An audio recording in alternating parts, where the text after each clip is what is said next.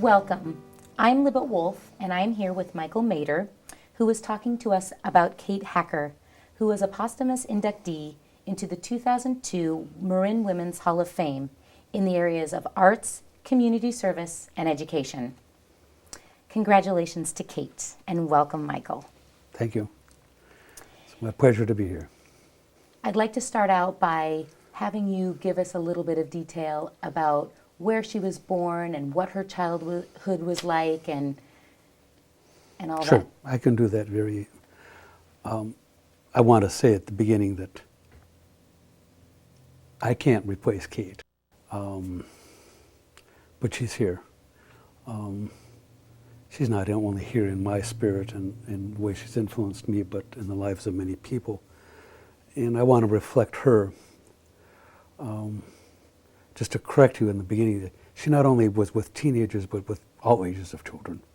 She was in child care, and she really influenced a lot of children from school age up through teenagers in the Ross Valley area, Fairfax, San Anselmo, and surrounding areas. Now, Kate was born in Brooklyn, in the Navy Yard there.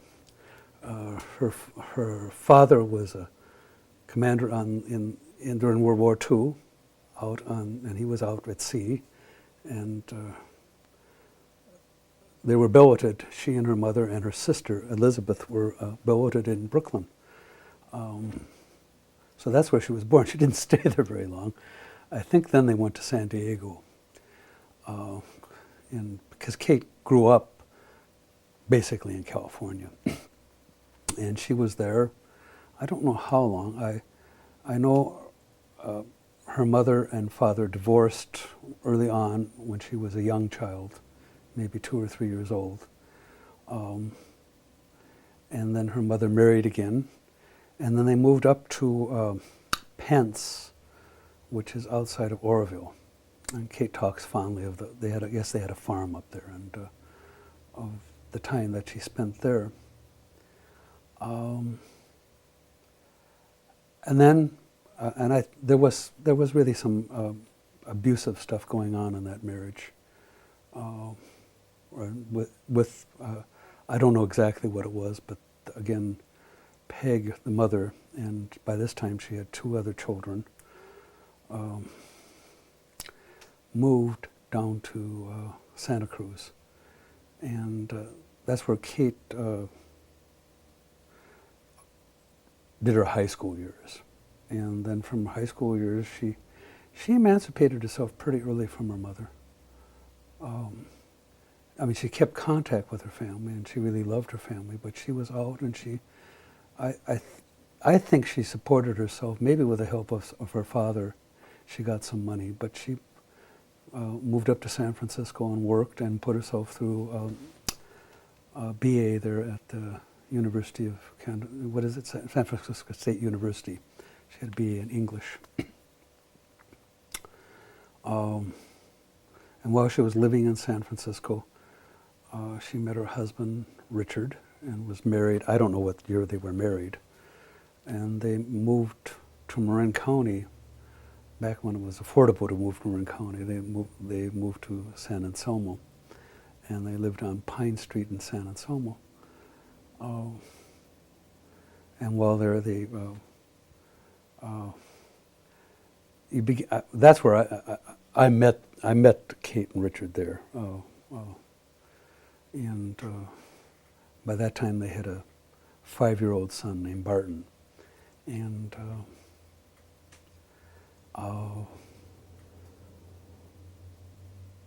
then there was trouble in her marriage. Kate really loved family, and yet there was a lot of divorce in the family, and she understood this. She understood single parenting, but she didn't want a divorce, but ended up divorcing Richard, and so she was a single parent.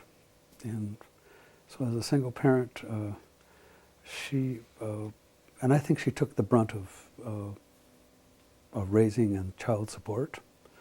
Richard helped when he could. They remained friends right up until her death, but Kate really took on the financial and also the raising of Barton. I suppose that, I think part of that was what determined what she did. I mean, I think that she became involved with child care so she could be with her son, but she was also making a living and supporting and raising the family, raising him. And then a year or two after the divorce, Kate and I became partners. And Kate wanted to keep her independence, and that's what I really liked about her. I mean, she was a strong woman, but and through this time, I don't. You can stop me. I mean, I can. This is, I mean, this is where her life was then. I mean, she loved San Anselmo and Fairfax. I mean, she sunk roots in here.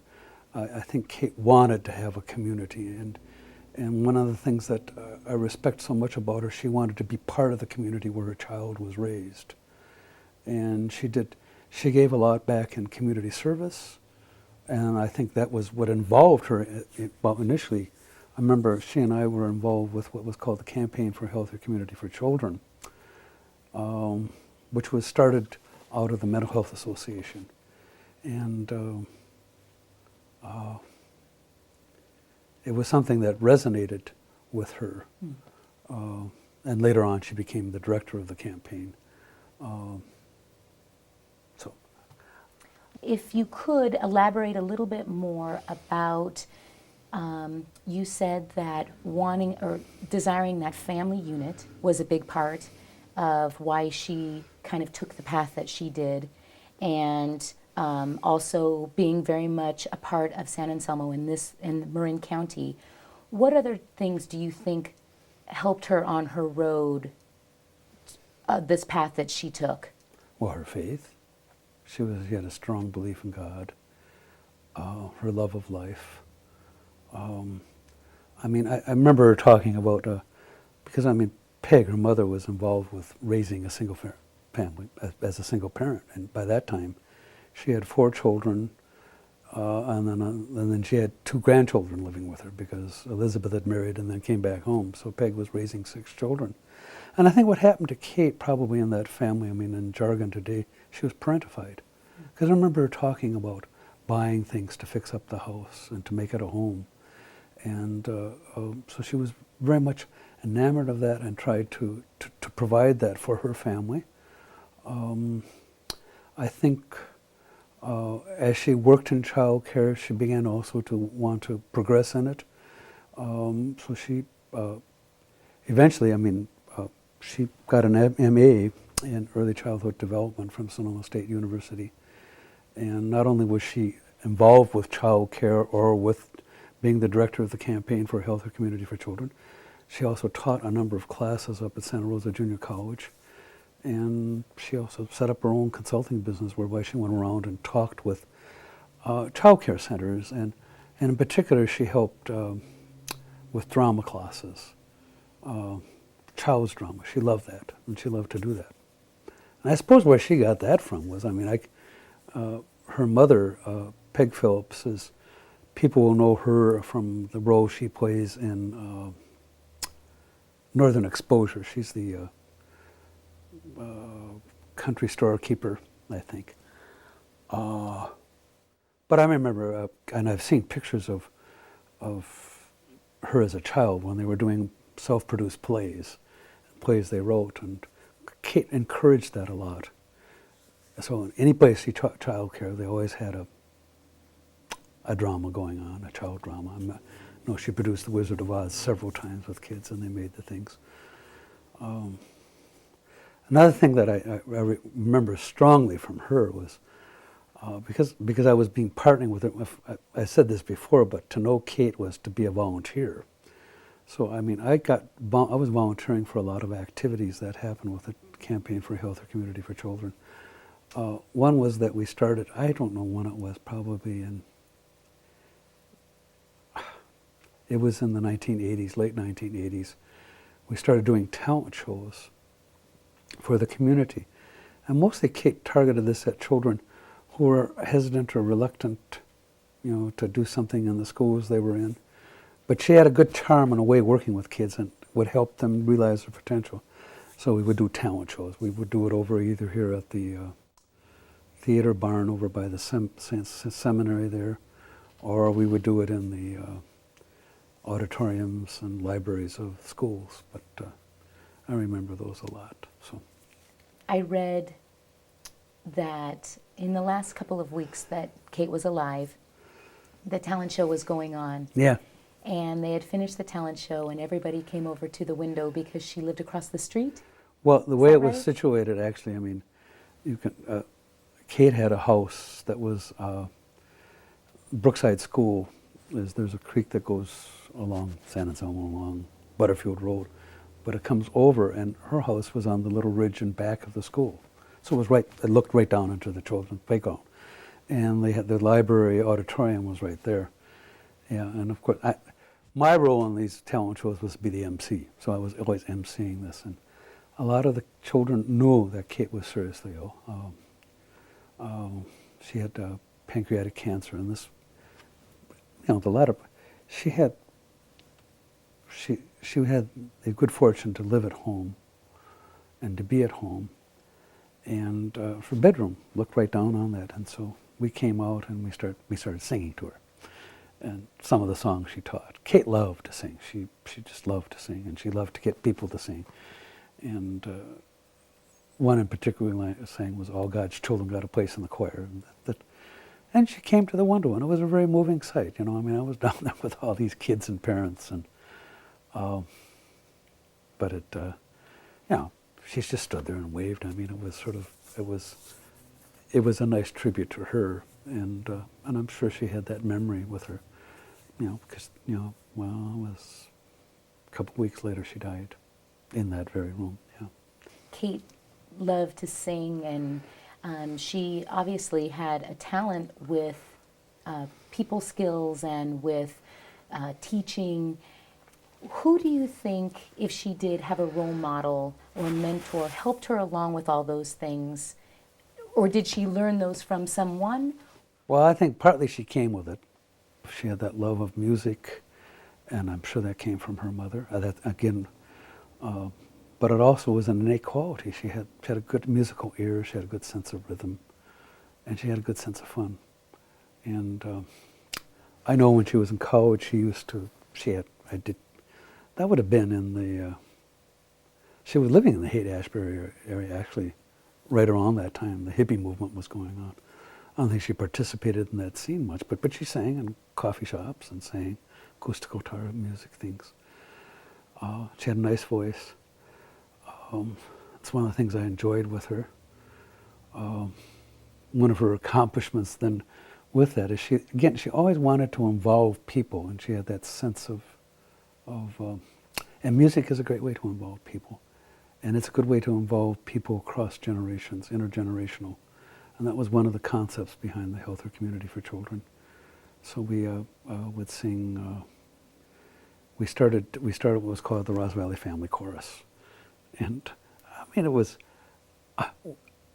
a fun thing to do. I mean I don't know if we were any great musical thing, but we would sing at Christmas carols, and we would sing at town events both in San Anselmo and in Fairfax. And one of the things the campaign did, every year we would have the Festival of the Children, and we close off one of the avenues in San Anselmo, and she would, we get up and sing for that. So now along the line here was one of the people whom I want to mention with, who influenced Kate, or Kate worked in real good tandem with Dorothy Hughes, was from the Mental Health Association. And Kate understood intuitively and from her heart what Dorothy was talking about. Dorothy had the intellectual and the thought through the idea of the campaign, but Kate understood it and knew how to.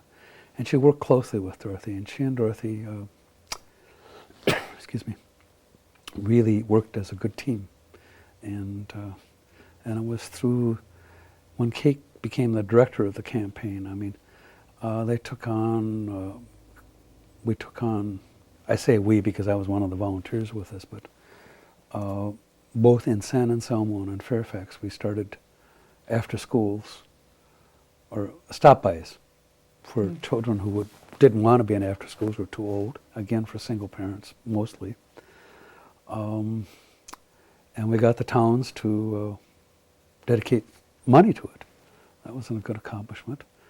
And then as that progressed, and I think partly in here is I mean, I know Barton didn't come to any of the after-school events, but when he became a teenager, that's Kate's efforts, and I think began to turn towards teenagers. What they began doing was having what was called the music mentor concerts, and the genius. I watched it grow, and I watched her, motivate the children, and the teenagers, and also young adults, because the idea was to get young adults who were in bands, but who were still pretty young, in their 20s, would mentor the teenage bands, and the teenage band would mentor the junior high bands. And every month for 3 or 4 years, we were doing concerts up at this pavilion, and which allowed the teenage bands to play. And so you'd have the young bands would be 2 or 3 of them probably 2 junior high bands, and then 2 senior high bands would play. And it was a great success. It was wonderful. The kids loved it. It was a place for them to be able to express themselves. It also was a venue because it became very apparent that there's not much going on for teenagers in Marin, specifically. And so we were getting teenagers from all over the county that came there. I think we had close to 400 or 500 every time. And it was pretty exciting. I didn't care much for the music, but it was wonderful to watch these kids grow. And what she did, I mean, it was not only help to sponsor that, but the responsibility of, she got a group of teenagers together because lots of bands all over the county, not just at Drake or at Whitehill, were wanting to play. So they selected the bands, they scheduled them, they did the promotion for it. They had to provide security when we had some hired security, and then we would get some parents to help with that. And it was a big pain because it was a lot of problem there. I mean, we didn't allow drinking or drugs in there, but I mean, I'm sure some of that was happening. I know the police were anxious about it, but we kept pretty good control on it. We charged $5 to get in, and what that did was help because she paid the bands. So they were making a little bit of money, so they thought that was really great. But they had the responsibility of organizing it and taking care of it. And it was interesting for me to watch. I mean, I would have much more wanted to direct it. Kate didn't do that. She motivated, helped them do it. She supported it, and it became very successful. What advice do you think that she would give children, young adults, especially young women today? Wow, I thought about that one. I mean, I'm thinking about that. Kate understood the power of love or of service. That's what I call it, community service. She understood that part of taking responsibility for your own life is also giving back to the community within which you live. And I think that was the power of her work, and it was recognized. But she didn't preach that, but she really understood. I mean, I think she would talk about that. Was, first of all, to believe in your own capacity and see what you have to give, and it will be given back to you. What else you need to do, because I'm sure there was a synergy that happened with her, and I mean, I saw it all the time with me, but with other people. The give and take would allow things to grow. So I mean, I think she would say, don't be afraid. I'm going to say, don't be afraid to love. But I'm using that in its broadest sense, not only, in romantic sense, but it's this, to love the community where you live, to respect each other, to give back to it, and also to partake of what comes. And I always had the sense, Kate worked, when I watched her with the people with whom she worked with in the stop-bys, this in particular, she hired a lot of younger women. I think most of them were probably single parents or young parents or young women. And then she also involved some of the teenage girls in the stop-bys. But it was always giving them the sense, the confidence that, she understood how to motivate people, but partly what that meant, she understood how to appeal to what was best in them and to allow them to build on that. So I'm sure she would say, know your people, know with whom you're working, respect them, and then give them, I think the word is empower them. I mean, if you're and she would do that. I mean, she wouldn't do for people. She wanted people to be with her or do things with her. And it was sort of that, it was like a contagion, and a good contagion. I mean, and I think that that was a part of that would be involved with this advice, learn how to trust people, to appeal to what's best in them, and then to move with that. Was she happy doing what she was doing? Yeah. Kate had a love of life. She loved the children. I mean, all ages. I mean, she really did. And that went with her nature. And a very characteristic thing about Kate, she had a great smile. Just, she was always smiling, I guess, but the smile said a lot about her. It was a genuine, and it was genuinely, I mean, I don't think she was unhappy. She had her challenges. She had some hard times. She had some very difficult things she faced. Some of that I know, and some I don't know, but I admired her spirit. She just certainly didn't want to die. I mean, she did die with dignity, but she had, and I guess that was one of the things that I found sad, was that, because she was really just beginning to blossom. One of the things I saw in the time that I knew her is that I saw her grow in her leadership capacity. And I saw her become this, a woman who was able to assert herself, and a woman able to conceive projects and to see them through to completion. And she was just ripening nicely. And then, and I know she didn't really, she met with the campaign staff. The stop-by personnel and the people who were running the music mentor concerts right up to a month before she died. Then the pain started getting to her. But I remember there was one of the bands wanted to do a benefit concert for her. She was still alive. This was in January. And I remember she went over to the pavilion, was there. The young people, they advertised it. They said, well, the money's going to go to help Kate, expenses. Well, there was a lot of expenses, but it was more the idea behind it. And they really loved her. They have an event here in San Anselmo in September called the Country Fair Days. And they made her the marshal of that, posthumously. And, 50 to 60 kids came together. One of the women who was the artist in residence in Fairfax, and who worked closely with Kate, Charlotte Fuller, got them together, and they made this wonderful float. And they all sort of were there, and their parents were out there marching in that country fair day. I remember it was a highly emotional time for me, I know, but it was nice. It was nice to see that she's loved, and she is loved.